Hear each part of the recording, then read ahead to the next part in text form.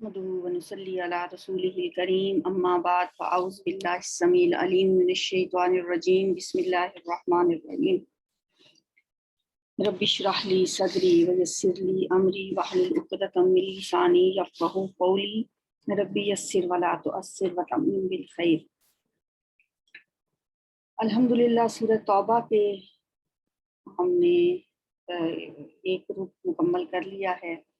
5 رکوع جو ہیں سورہ توبہ کے پہلے وہ ہم ڈسکس کر چکے ہیں سٹارٹ میں کہ ان کا تعلق نبی صلی اللہ علیہ وآلہ وسلم کی بعثت کا جو عمومی پہلو ہے سوری خصوصی پہلو ہے اس سے تعلق ہے۔ یعنی نبی صلی اللہ علیہ وآلہ وسلم کو اللہ تعالیٰ نے ایک تو اپنے خاندان، اپنے قبیلے، اپنی قوم قریش اور اپنے جزیرۃ العرب کی طرف نبی رسول بنا کے بھیجا تھا، اور دوسرا ایک آپ کی بعثت کا جو پہلو ہے وہ خصوصی پہلو ہے جس کا ذکر قرآن میں بھی آتا ہے۔ اللہ تعالیٰ فرماتے ہیں آپ صلی اللہ علیہ وآلہ وسلم کی زبان مبارک سے ہی یا ایھا الناس انی رسول اللہ الیکم جمیعا، اے انسانوں، اب انسانوں میں تمام دنیا کے تمام اوقات میں ہر دور کے انسانوں کی بات ہے، اے انسانوں، اے لوگوں، میں تم سب کی طرف رسول بنا کے بھیجا گیا۔ یعنی یہ آپ کی عالمگیریت ہے۔ سابقہ انبیاء میں سے کسی کو یہ شرف حاصل نہیں کہ وہ تمام دنیا کی طرف رسول بنا کے بھیجے گئے ہوں۔ نبی صلی اللہ علیہ وآلہ وسلم کی نبوت و رسالت عالمگیر ہے۔ جیسا کہ ہم ہر روز اپنی کلاس میں سٹارٹ میں ایک آیت پڑھتے ہیں، یا ایھا الناس قد جاءتکم موعظۃ من ربکم وشفاء لما فی الصدور، آپ جو کتاب لے کے آئے وہ بھی تمام دنیا کے انسانوں کے لیے سینوں کی شفا ہے، موعظہ ہے، نصیحت ہے، ہدایت ہے اور رحمت ہے۔ تو نبی صلی اللہ علیہ وآلہ وسلم نے اپنی زندگی کے جو بعثت کے بعد کے پہلے 13 سال وہ مکہ میں اپنی قوم پر اتمام حجت کیا، ان کو اللہ کا یہ پیغام سنایا، لیکن ان کی طرف سے کوئی آپ کو خاطر کا جواب نہ ملا اور اچھا نتیجہ برآمد نہ ہوا، تو اللہ نے آپ کو مدینہ کی طرف ہجرت کا حکم دے دیا۔ یہاں آ کر آپ نے جو 10 سال گزارے، ان 10 سالوں میں آپ نے شروع میں تو پہلے جو 5 سال ہیں ان میں تو مدینہ اہل مدینہ کا مقابلہ ہے وہ قریش کے ساتھ، اپنے جو اپنا ہی خاندان ہے اہل مکہ کے ساتھ رہا۔ جنگ بدر ہوئی، احد ہوئی، خندق ہوئی۔ 6 ہجری میں آپ جب عمرے کی نیت سے نکلے اور وہاں پہ صلح حدیبیہ ہو گیا، صلح حدیبیہ میں 10 سال کے لیے جنگ بندی ہو گئی۔ صلح حدیبیہ کی بات ہم کر چکے ہیں پہلے۔ صلح حدیبیہ میں جو اور جس طرح دوسری کچھ شرائط تھیں، لیکن ان میں سے ایک شرط جو تھی کہ 10 سال کے لیے اب مکہ اور مدینہ میں کوئی جنگ نہیں ہوگی۔ اس کا یہ فائدہ ہوا کہ نبی صلی اللہ علیہ وسلم کو موقع ملا کہ آپ نے فرما رواؤں کے نام خطوط لکھے۔ یہ جو خطوط لکھنا ہے یہ آپ کی بعثت عمومی کا آغاز ہے، یعنی آپ نے جزیرۃ العرب سے نکل کر باہر جو دین کا پیغام پہنچایا ہے، اس کی ابتدا خطوط کے ذریعے کی۔ آپ نے نجاشی کے نام خط لکھا، کسرا ایران کے نام خط لکھا، کیسر روم کے نام خط لکھا، ہرقل کے نام خط لکھا۔ تو ان خطوط کے ذریعے آپ نے جب یہ پیغام پہنچایا تو نتیجتاً کچھ ایسے واقعات ہوئے، مثلاً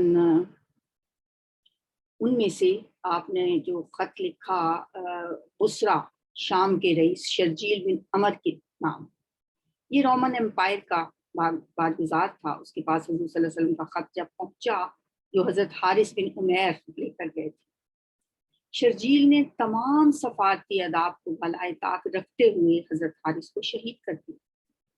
سفیر کے قتل کے اعلان کو اس کے قتل کو اعلان جنگ سمجھا جاتا، اور نبی صلی اللہ علیہ وسلم نے اس کے جواب میں 3000 صحابہ پر مشتمل ایک لشکر تیار کیا۔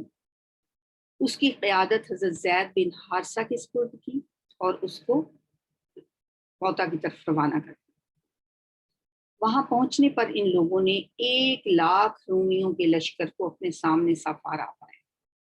مخالف لشکر کی تعداد کا اندازہ کرنے کے بعد مسلمانوں نے مقابلہ کرنے یا نہ کرنے کے بارے میں ایک مشورہ کیا اور حالات کی سنگینی کے باوجود یہ طے پایا کہ لشکر کا مقابلہ کیا جائے۔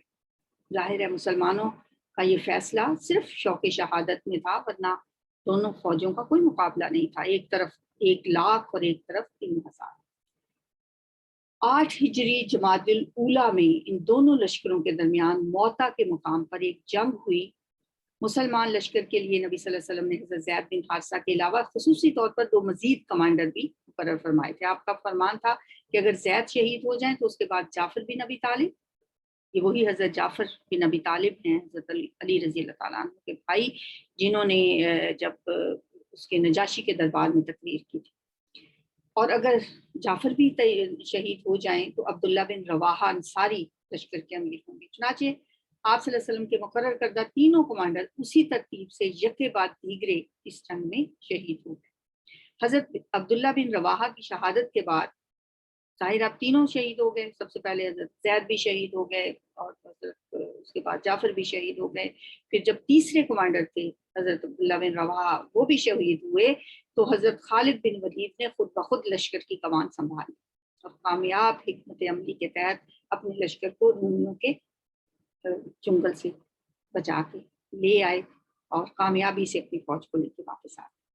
جنگ موتا سے پیدا ہونے والی صورتحال میں حضور صلی اللہ علیہ وسلم نے اعلان فرمایا کہ یہ وہ موقع ہے کہ جس میں رومیوں کے مقابلے میں ہمیں ممکنہ وسائل بے کار لانے چاہیے، اور کیونکہ اب ایک بہت بڑا خطرہ پیدا ہو گیا تھا، تو آپ نے ایک بہت بڑا لشکر تیار کیا تبوک کے لیے روانہ کرنے کے۔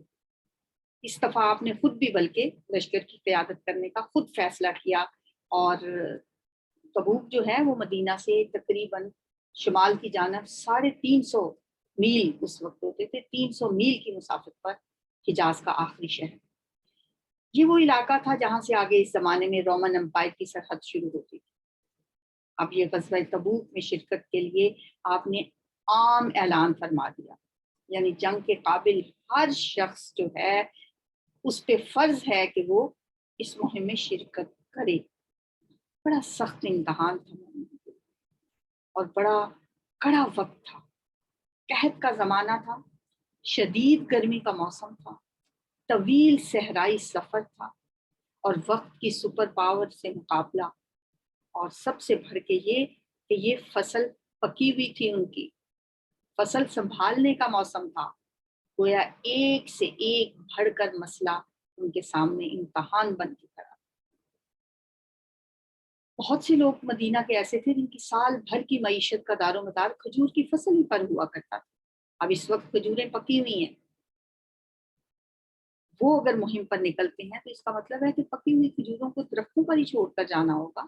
ظاہرہ عورتیں تو یہ کام نہیں کر سکتی تھیں، پکی پکائی فصل ضائع ہونے کا اندیشہ تھا۔ دوسری طرف اس مہم کا اعلان جو تھا وہ منافقین پہ بہت بھاری ثابت ہے، اور اس کی وجہ سے ان کی ساری خباثتیں، سارے ان کے اندر کے جو منافقتیں تھیں وہ سامنے آ گئیں۔ آئندہ 11 رکوع ہیں جو سورہ توبہ کے 5 تو ہم نے پڑھے ہیں نا، جو اگلے ہم نے 11 رکوع پڑھنے ہیں، ان میں ظاہر دوسرے چھوٹے چھوٹے موضوعات تو اس کے اندر آتے رہیں گے، لیکن بہت تفصیل کے ساتھ جو ہے وہ منافقین کا تذکرہ، مطلب سائیڈ بائی سائیڈ منافقین کا ذکر چل رہا ہے۔ جس طرح سورہ نساء میں منافقین کا ذکر بڑی تفصیل کے ساتھ ساتھ چلتا رہا تھا، اسی طرح سورہ توبہ کے اگلے جو 11 رکوع ہیں ان میں بھی منافقین کا ذکر ہمیں ملے گا، کیونکہ غزوہ تبوک کا تذکرہ ہوتا ہے۔ بہرحال نبی صلی اللہ علیہ وسلم نے 30,000 کا لشکر تیار کیا، 30,000 کا لشکر تیار کرتے وقت آپ جب تیار ہوا، یہ تو افرادی قوت ہے نا، مالی لحاظ سے آپ نے اعلان کیا کہ جو جو کچھ کوئی لا سکتا ہے وہ لے آئے. تو نبی صلی اللہ علیہ وآلہ وسلم کے صحابہ نے بڑھ چڑھ کر مالی امداد کی، اور حضرت ابوبکر صدیق اسی موقع پہ اپنے گھر کا پورا سامان لے آئے. نبی صلی اللہ علیہ وسلم نے پوچھا ابوبکر گھر والوں کے لیے بھی کچھ چھوڑ کے آئے ہو؟ تو انہوں نے کیا جواب دیا؟ اللہ اور اس کا رسول چھوڑ کے آیا. علامہ اقبال نے اسی بات کو ایک شعر میں بھی بیان کیا ہے، جس میں کہا ہے صدیق کے لیے ہے خدا کا رسول بس. بہرحال حضرت عمر رضی اللہ تعالیٰ عنہ اسی طرح آئے. ان کا خیال تھا کہ اب یہ موقع ایسا ہے کہ حضرت ابوبکر صدیق کے پاس تو ٹوٹل اتنی مال و دولت نہیں ہوگا جتنا حضرت ابوبکر صدیق اپنے گھر کا آدھا سامان اور آدھا مال و دولت جب لے کے آئے تو اپنی طرف سے انہوں نے کہا کہ میں کسی موقع پہ حضرت ابوبکر صدیق سے آگے نہیں بڑھ پاتا، اس موقع پہ میں حضرت ابوبکر صدیق سے آگے بڑھ جاؤں گا. تو جب آپ کی خدمت میں حاضر ہوئے تو اللہ کے نبی نے سوال یہ نہیں کیا کہ پوچھا کیا لائے ہو، حضرت عمر سے پوچھا کیا لائے، تو انہوں نے جواب دیا کہ میں گھر کا آدھا سامان لے آیا. ان سے پوچھا کیا لائے ہو، سوال بنتا بھی یہی ہے کہ کیا لے کے آئے ہو، ہر ایک سے آپ یہی پوچھتے تھے کہ کیا لے کے آئے ہو. تو حضرت عمر آئے تو ان سے پوچھا کہ کیا لائے، انہوں نے کہا یا رسول اللہ میں اپنے گھر کا آدھا سامان جو کچھ بھی میرے پاس تھا اس کا ہاف لے آیا. اس کے بعد حضرت ابوبکر صدیق آئے. تو اب اگر ان سے بھی پوچھا جاتا کہ کیا لائے ہو تو وہ یہی بتاتے کہ میں یہ لے کے آئے، لیکن ان سے پوچھا صدیق پیچھے کیا چھوڑ کے آئے، فرمایا اللہ اور اس کے رسول کا نام چھوڑ آیا. تو بہرحال اس موقع پہ تو ایک شخص جو ساری رات کسی یہودی کے باغ میں مزدوری کرتا رہا تھا اور اس مزدوری کے بعد اس کو مٹھی بھر کھجوریں معاوضے کے طور پہ ملی تھیں، بس وہ وہی لے کے آ گیا. نبی صلی اللہ علیہ وسلم نے اس کا جذبہ، اس کا شوق دیکھتے ہوئے اور اس کا لگن اس کی دیکھتے ہوئے فرمایا کہ یہ جو کھجوریں ہیں یہ سب سے بڑھ کے ہیں، جو مال و اسباب اکٹھا ہوا ہے اس سب کے اوپر ان کو رکھا جائے. اس سے ہمیں یہ بھی پتہ چلتا ہے کہ اللہ کے یہاں کوانٹٹی میٹر نہیں کرتی کہ کوئی کتنا لے کے آیا ہے، وہ جذبہ، وہ نیت، وہ خلوص اللہ کے یہاں میٹر کرتا ہے.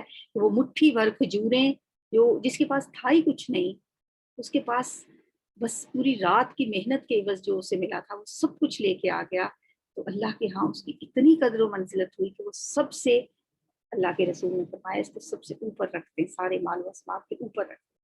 تو یہ جذبہ تھا صحابہ کا غزوہ تبوک پہ. لیکن اس کے باوجود بھی جب یہ لوگ نکلے ہیں تو 18 لوگوں کے لیے ایک اونٹ میسر تھا سواری کے. حالانکہ حضرت عثمان رضی اللہ تعالیٰ نے بے بہا دولت اس موقع پہ اپنی پیش کی تھی، اور حضرت ابوبکر صدیق نے، حضرت عثمان نے جب نبی صلی اللہ علیہ وسلم کے پاس آتے تھے لوگ اور کہتے تھے کہ ہمارے پاس کچھ نہیں ہے، ہمارے پاس سواری نہیں ہے لیکن ہم جانا چاہتے ہیں، تو نبی صلی اللہ علیہ وسلم فرماتے تھے میرے پاس تمہیں سواری دینے کے لیے کچھ نہیں ہے. تو وہ اس حال میں لوٹتے تھے کہ ان کی آنکھیں آنسوؤں سے بہہ رہی ہوتی. حضرت ابو عثمان رضی اللہ تعالیٰ عنہ، صدیق رضی اللہ تعالیٰ عنہ کے لیے سواری کا انتظام کرتے تھے. تو بہرحال پھر بھی اس حد تک ہوا کہ یہ 30,000 لوگوں کے لیے 18 لوگوں کے لیے ایک سواری تھی جس پہ وہ باری باری سوار تھا. کھانے کے لیے ان کے پاس پراپر کھانا نہیں ہوتا تھا، بعض اوقات درختوں کے پتے کھاتے تھے اور ان کے ہونٹ سوج جاتے تھے. تبوک جانے اور آنے میں 1 مہینہ لگا، تقریباً 15 دن وہاں تک جانے میں لگے اور 15 دن آنے میں لگے. تو نبی صلی اللہ علیہ وآلہ وسلم کا جو یہ تھوڑا سا میں آپ کو یہ بتا دوں کہ آپ دیکھیں یہاں سے کہ مسلمان تھے، ان کے ساتھ منافقین ہیں. ایک طرف قریش ہیں مکہ کی، یہ دشمن ہے. دوسری طرف حوازن اور ثقیف کے قبائل، یہ دشمن تھے. تیسری طرف جو یہودی قبائل تھے، بنو نذیر، بنو قینقاع، بنو قریظہ، یہ مدینہ کے اندر تھے، یہ مکہ کے اندر تھے، یہ وہ قبائل تھے جو مکہ کے اور طائف کے درمیان تھے۔ اب نبی صلی اللہ علیہ وآلہ وسلم نے سب سے پہلے کیا کیا کہ مکہ کے لوگوں کو آخری کیل جب ٹھونکی گئی تو مکہ فتح ہو گیا 8 ہجری میں۔ اس سے پہلے خیبر فتح ہوا 7 ہجری میں۔ یہودیوں کا قلعہ کما ہو گیا، ادھر اہل مکہ کو آپ نے سرنڈر کر لیا 8 ہجری میں، اور اس کے بعد حنین کی جنگ میں یہ حوازن اور ثقیف کے قبائل پہ بھی آپ کا قبضہ۔ اب رہ گئے یہ رومن امپائر ہے۔ رومن امپائر کے خلاف تبوک کی جنگ کے لیے نبی صلی اللہ علیہ وآلہ وسلم نکلے ہیں، لیکن آپ کے اندر یہ منافقین بھی موجود ہیں۔ یہاں پہ اگر آپ دیکھیں تو یہ ہے مکہ، یہ ہے مدینہ، اور یہ ہے تبوک۔ یہ ڈسٹینس ہے مدینہ سے تبوک کا۔ دیکھیں مدینہ سے مکہ کا ڈسٹینس تھوڑا ہے اور مدینہ سے تبوک کا ڈسٹینس زیادہ ہے۔ تو یہ جو سفر ہے، یہ سفر مسلمانوں نے کیسے کیا؟ سخت گرمی میں، سخت مشکلات میں، کھانے کی کمی اور سواریوں کی کمی، پانی پینے کی کمی اور لمبا سفر۔ بے شک ڈونیشنز دیں، بہت سے صحابہ نے بہت سا پیسہ دیا، عثمان نے بے شمار پیسہ دیا، اور پھر یہ کہ منافقین جو تھے ان کی طرف سے عجیب و غریب باتیں سامنے آ رہی، مذاق اڑاتے تھے، طنز کرتے تھے کہ دیکھیں کہاں نکلے ہیں یہ سپر پاور سے مقابلہ کرنے کی۔ یہ بھی ایک طرح سے منافقین بہت کھل کے سامنے آئے۔ نبی صلی اللہ علیہ وسلم بعض اوقات ان کی باتیں سن کے جب ان سے پوچھتے تھے تو وہ کہتے تھے ہم تو ہنسی مذاق کر رہے ہیں۔ تو یہ جو جنگ ہے یا غزوہ تبوک، یہ ایمان کا امتحان تھا، ہر شخص کے ایمان کا امتحان تھا۔ ہر شخص کو اللہ تعالیٰ نے آزما لیا، دیکھ لیا کہ کون کتنے پانی میں ہے، کون کیا کر رہا ہے۔ بہرحال نبی صلی اللہ علیہ وآلہ وسلم اپنے ساتھیوں کو لے کر جب تبوک پہنچے ہیں، اور ظاہر ہے ہرقل تھا بادشاہ قیصر روم، وہ نفس نفیس وہاں پہ موجود تھا، لیکن شاید وہ پہچان چکا تھا کہ آپ اللہ کے رسول ہیں، لیکن اس نے مقابلے کی جرت نہیں کی۔ آپ نے کچھ عرصہ تبوک میں قیام فرمایا، اور تقریباً آپ نے 20 دن تبوک میں آپ رکے رہے، لیکن ہرقل کو جرت نہیں ہوئی کہ آپ کے مقابلے پہ آئے۔ اور اس دوران میں ارد گرد کے بہت سے قبائل نے آ کر آپ سے معاہدے کیے، کیونکہ جنگ کی نوبت تو آئی نہیں، اور نبی صلی اللہ علیہ وسلم کا مدینہ سے نکل کر 30,000 کا لشکر لے کر تبوک جا کر رومن امپائر کی سرحدوں پہ دستک دینا اور ہرقل کا مقابلے پہ نہ آنا کوئی معمولی واقعہ نہیں تھا۔ چنانچہ اس مہم کی وجہ سے نہ صرف اس علاقے کے لوگوں میں مسلمانوں کی دھاک بیٹھ گئی، بلکہ اسلامی ریاست کی سرحدیں عملی طور پر تبوک تک وسیع ہوئی، اور دوسری طرف جنگ موتا کی وجہ سے مسلمانوں کی ساکھ کو جو نقصان پہنچا تھا اس کی بھی تلافی ہو گئی۔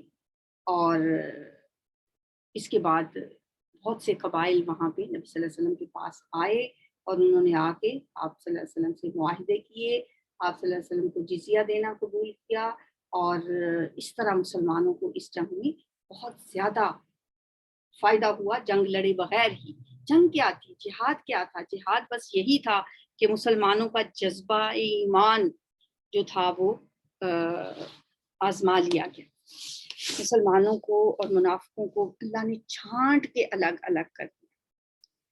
اتنی سخت گرمی کے موسم میں، اتنے سخت لمبے سفر میں، ظاہر ہے کچھ لوگوں پہ یہ حکم بڑا گراں گزرا تھا، منافقوں پہ تو تھا ہی، جو کمزور ایمان والے تھے اور ان پر بھی کچھ یہ اتنا یہ جو تھا نا، اس میں کچھ لوگ جو پیچھے رہے زیادہ تر تو منافقین ہی تھے، جو قسمیں کھا کھا کے پیچھے رہ گئے کہ ہمیں یہ کام ہے، کسی نے کہا مجھے یہ کام ہے، کسی نے اپنی کوئی وجہ بتائی، نبی صلی اللہ علیہ وسلم ہر کسی کی بات سنتے رہے اور ہر ایک کو اجازت دیتے رہے۔ لیکن ایک حضرت کعب بن مالک جو سچے صحابی ہیں، وہ اپنا واقعہ خود بیان کرتے ہیں، بخاری و مسلم ان کا واقعہ بیان کیا گیا ہے، بڑا تفصیل سے انہوں نے واقعہ بیان کیا۔ وہ فرماتے ہیں کہ میں نے یہ نہیں سوچا تھا کہ میں تبوک میں ساتھ نہیں جاؤں گا، کیونکہ تبوک میں کسی کو پیچھے رہنے کی اجازت ہی نہیں تھی سوائے ایک صحابی کے جس کو نبی صلی اللہ علیہ وسلم نے اپنے پیچھے مقرر کیا، اور ایک حضرت علی کو جسے آپ نے بچوں اور عورتوں پر کی حفاظت کے لیے پیچھے چھوڑا تھا۔ وہ بھی بلکہ ابھی حضرت حضور صلی اللہ علیہ وسلم راستے میں ہی تھے تو حضرت علی وہاں جا کے مل گئے آپ کو اور کہا کہ میں منافقین کے تانے نہیں سن سکا اور میں آ گیا ہوں۔ آپ نے فرمایا نہیں، اسی موقع پہ آپ نے فرمایا تھا حضرت علی رضی اللہ تعالیٰ عنہ سے کہ تمہیں مجھ سے وہی نسبت ہے جو حضرت موسیٰ علیہ السلام کو حضرت ہارون سے ہے، تو لہٰذا نبی صلی اللہ علیہ وسلم نے واپس بھیج دیا تھا حضرت علی رضی اللہ تعالیٰ عنہ کو۔ تو اس کے علاوہ پیچھے کوئی تھا ہی نہیں، عورتیں، بچے، معذور، بوڑھے، اور یا وہ جو صحت مند تھے وہ منافق تھے۔ ایک صحابی حضرت کعب بن مالک فرماتے ہیں کہ میں نے یہ سوچا کہ میرے پاس تو بڑی تیز رفتار اونٹنی ہے، میں تو آپ کے ساتھ مل ہی جاؤں گا۔ میرے نفس نے مجھے تھوڑا سا بہکایا اور تھوڑا سا میرے نفس نے مجھے اس بات پہ اکسایا کہ میں کوئی بات نہیں، ٹالم ٹول نہیں انسان کرتا، خود ہی اپنے آپ سے کوئی بات نہیں، کچھ دیر کے بعد چلا جاؤں گا، تھوڑی دیر کے بعد چلا جاؤں گا۔ تو وہ کہتے ہیں کہ میں جب جنگ ختم ہوئی، نبی صلی اللہ علیہ وسلم واپس آئے، تقریباً 50 دنوں کے بعد نبی صلی اللہ علیہ وسلم واپس مدینہ آئے تھے۔ 15 دن جانے کے، 15 آنے کے، 20 دن وہاں ٹھہرنے کے، اور 50 دن کے بعد جب آپ واپس آئے، آپ مسجد نبوی میں اترے تو نفل ادا کیے، تو لوگوں نے آ کے، ظاہر ہے جو تو پہلے کچھ لوگ تو قسمیں کھا کھا کے اجازتیں لیتے رہے تھے وہ تو تھے ہی، اور کچھ لوگ جنہوں نے پہلے اجازت طلب نہیں کی تھی، آپ نے ان کو طلب کیا، ان سے پوچھا کہ تم لوگ کیوں نہیں گئے، تو وہ اب اپنے جواز بیان کرنا شروع کر دیے۔ انہوں نے، کسی نے کہا میرا کوئی مسئلہ تھا، کسی نے کہا کوئی مسئلہ تھا، نبی صلی اللہ علیہ وسلم نے کسی سے کچھ نہیں کہا، اور سب کو آپ باتیں سنتے گئے۔ اتنے میں حضرت کعب بن مالک آئے۔ آپ وہ خود فرماتے ہیں، ان کا بڑا طویل واقعہ ہے، ظاہر ہے اس میں سے کچھ باتیں ہی آپ کو بتائی جا سکتی ہیں اس وقت۔ وہ فرماتے ہیں کہ آپ کے چہرے پہ ایک غصے والی مسکراہٹ تھی۔ آپ نے پوچھا ہاں بھائی آپ کیوں نہیں گئے؟ فرماتے ہیں میں نے فرمایا یا رسول اللہ صلی اللہ علیہ وسلم، میرے پاس بھی زبان بھی ہے اور بہت باتیں میں بھی کر سکتا ہوں، میں بھی جھوٹ بول سکتا ہوں اور جھوٹ بول کے میں آپ کو تو راضی کر لوں گا، لیکن اللہ کی ناراضگی سے نہیں بچ سکتا۔ میں آپ کو حقیقت بتاتا ہوں کہ اتنے اچھے حالات میرے کبھی بھی نہیں تھے جتنے اب تھے، حالانکہ انہوں نے ساری جنگوں میں پیچھے حصہ لیا، اور اتنی خوشحالی میری جتنی اب تھی میرے پاس، یعنی مالی لحاظ سے، اس سے پہلے کبھی بھی نہیں رہی تھی۔ لیکن مجھے شیطان نے ورگلایا، میرے نفس نے مجھے ورگلایا کہ دیکھو تمہارے پاس تو اتنی تیز رفتار اونٹنیاں ہیں، نبی صلی اللہ علیہ وسلم تو آہستہ آہستہ جائیں گے اور تم تو بہت تیزی سے جا کے ان کے ساتھ مل جاؤ گے، کوئی بات نہیں 2 دن بعد چلا جاؤں۔ پھر 2 دن گزر گئے، پھر سوچا کہ ہاں نہیں ابھی تو کون سا زیادہ ٹائم گزرا ہے۔ اسی طرح وقت گزرتے گزرتے جب اتنا ٹائم گزر گیا، پھر مجھے خیال آیا کہ اب تو میں جس سپیڈ سے مرضی چلوں میں ان کے ساتھ مل نہیں سکتی، لہٰذا میرے نفس کی وجہ سے، شیطانی چال کی وجہ سے اور میری سستی اور کاہلی کی وجہ سے میں نہیں گیا۔ میرے پاس کوئی بہانہ، کوئی جواز کوئی نہیں ہے۔ نبی صلی اللہ علیہ وسلم نے فرمایا انتظار کرو اللہ کے حکم کا۔ آپ نے ان سے بات چیت بند کر، صحابہ کو بھی ان سے بات چیت کرنے سے منع کر دیا، اور 2 صحابی اور بھی تھے ایسے جن کے ساتھ یہی معاملہ تھا، انہوں نے بھی آ کے اپنے گناہ کا اعتراف کر لیا، اپنی غلطی مان لی کہ ہمارا کوئی جواز نہیں ہے۔ یہ تینوں اشخاص، دوسرے مرارہ تھے ان کا نام شاید، اور تیسرے کا ہلال بن امیہ تھا، اور ایک کعب بن مالک تھے جو اپنا واقعہ بیان۔ اور یہ فرماتے ہیں کہ نبی صلی اللہ علیہ وسلم نے آہستہ آہستہ ہم سے سب لوگوں کو بات کرنے سے منع کر دیا. اسی وقت منع کر دیا تھا بات کرنے سے، لیکن کچھ دنوں کے بعد آپ نے یہ بھی حکم دے دیا کہ ان کی بیویاں جو ہیں وہ بھی ان سے الگ ہو جائیں. انہوں نے پوچھا یا رسول اللہ طلاق دے دیں؟ آپ نے فرمایا نہیں، طلاق نہیں دینی، الگ کر دیں، ماں باپ کے گھر بھیج دیں. تو حضرت آپ بن مالک فرماتے ہیں میں تو جوان تھا، میں تو برداشت کر سکتا تھا، لیکن دوسرے جو دو ساتھی تھے انہوں نے درخواست کی کہ ہم بوڑھے ہیں، کوئی ہماری خدمت کرنے والا بھی نہیں ہے، ہمیں اجازت دے دیں کہ ہماری بیویاں ہمارے ساتھ رہیں. نبی صلی اللہ علیہ وسلم نے ان کو ساتھ رہنے کی اجازت دے دی اور فرمایا ان کے ساتھ کسی قسم کا کوئی تعلق نہیں. وہ ایک صحابی ہیں، ان کی بیوی فرماتی ہیں یا رسول اللہ ان کو تو رونے کے علاوہ کوئی کام ہی نہیں ہے، جب سے نبی صلی اللہ علیہ وسلم نے ان سے بائیکاٹ کیا ہے ان کا کام صرف رونا ہے. اور یہ تینوں صحابی اتنی اذیت کے ساتھ انہوں نے یہ دن گزارے، اتنی تکلیف میں یہ دن گزارے. حضرت کعب فرماتے ہیں کہ میں مسجد میں بعض اوقات نماز پڑھنے جاتا تو میں دیکھتا کہ نبی صلی اللہ علیہ وآلہ وسلم خود جب میں نماز شروع کر لیتا نا، اگر میں کوئی نوافل یا سنت پڑھ رہا ہوتا تو مجھے فیل ہوتا کہ نبی صلی اللہ علیہ وسلم میری طرف دیکھ رہے ہیں، لیکن جب میں سلام پھیر لیتا تو آپ منہ دوسری طرف کر لیتے. بہت اذیتناک تھی یہ بات، اور بہت ہی مشکل میں انہوں نے یہ دن گزارے. اور پھر کہتے ہیں ایک دن ایسا تھا جو میری زندگی کا سب سے خوشگوار دن اور خوشی کا دن تھا. میری زندگی میں اس سے بڑا خوشی کا دن نہیں آیا جس دن میری توبہ قبول ہوئی.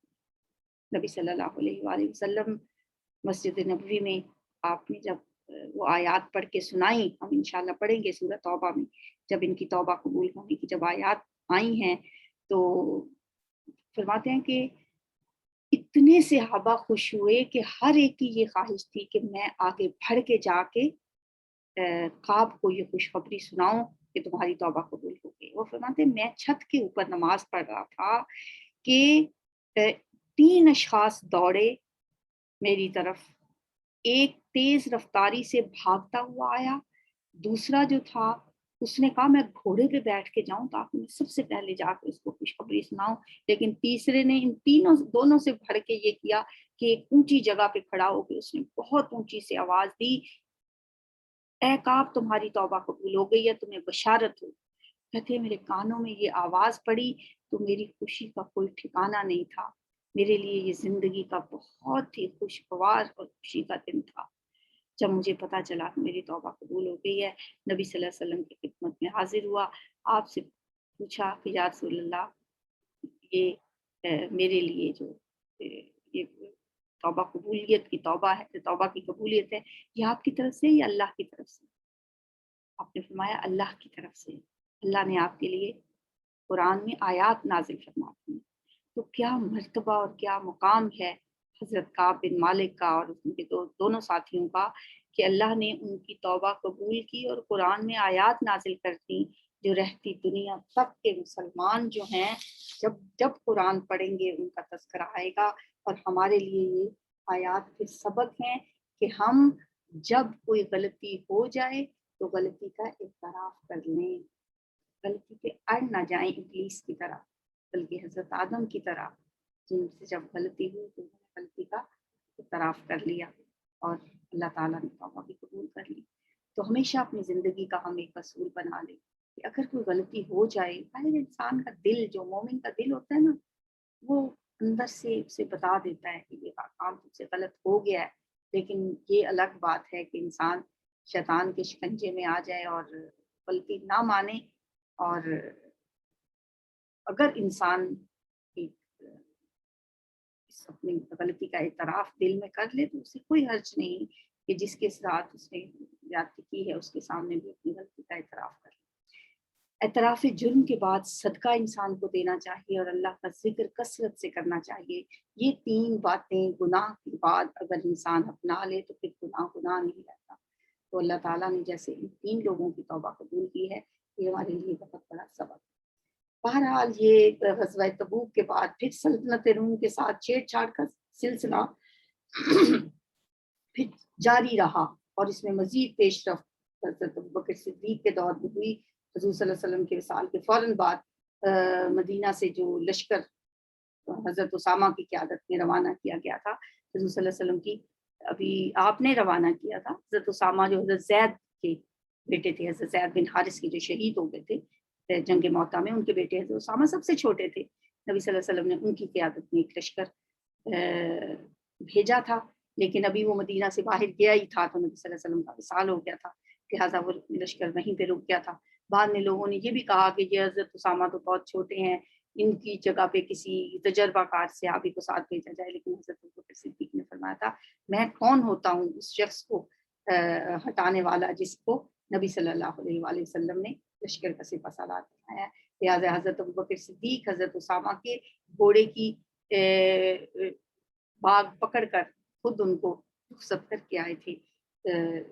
بہرحال یہ سلسلہ پھر جاری رہا اور اللہ تعالیٰ نے مسلمانوں کو بے شمار فتوحات سے نوازا۔